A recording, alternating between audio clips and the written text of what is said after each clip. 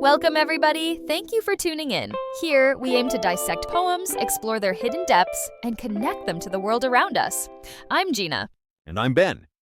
Today we're diving into Mark Strand's Keeping Things Whole, a poem that grapples with themes of absence, fragmentation, and the surprising ways we try to create unity in a fractured world.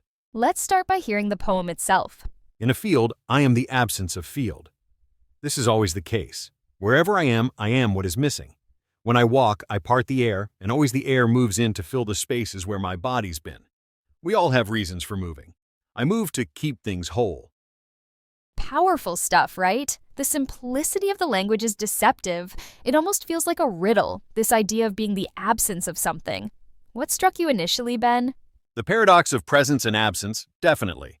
Strand sets it up right away. In a field, I am the absence of field.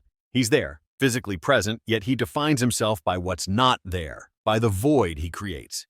It reminds me of negative space in visual art, how the shape of something is defined by the space around it. Exactly. And that paradox continues throughout the poem. He's both present and missing, simultaneously disrupting and unifying. When he walks, he parts the air, creating a momentary void, but the air immediately rushes back in. It's as though he's acknowledging the inherent fragmentation of existence, yet also highlighting the constant striving for wholeness. And that final line, I move to keep things whole, is so loaded. It suggests a kind of responsibility, almost a Sisyphean task of constantly trying to maintain order and unity in a world that's always shifting and changing. We see this theme recurring in a lot of Strand's work, this tension between fragmentation and the desire for connection. He's not just talking about physical space, he's talking about the human condition. I agree. And it resonates so strongly with contemporary life. This sense of feeling fragmented, disconnected.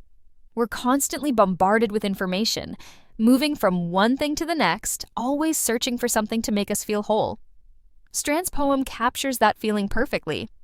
What do you think about the use of the first-person perspective? It's crucial, I think. By using I, Strand makes it deeply personal, but also universal. We all experience this sense of absence, this feeling of trying to keep things whole in our own lives. It invites the reader to project their own experiences onto the poem. So true. It's not just Strand's personal struggle, it becomes our struggle too. His use of simple, everyday language makes it even more accessible. There's no grandstanding, no obscure metaphors, just a direct, honest exploration of a fundamental human experience. So, to wrap up our discussion of keeping things whole, we've explored how Strand uses paradox, the imagery of space, and the simple act of walking to explore profound themes of absence, fragmentation, and the continuous striving for wholeness. It's a poem that stays with you long after you've read it. Absolutely. We hope you enjoyed our analysis. We encourage you to read more of Mark Strand's work and share your own interpretations with us on social media. Let us know what you think about this poem and what other poems you'd like us to discuss.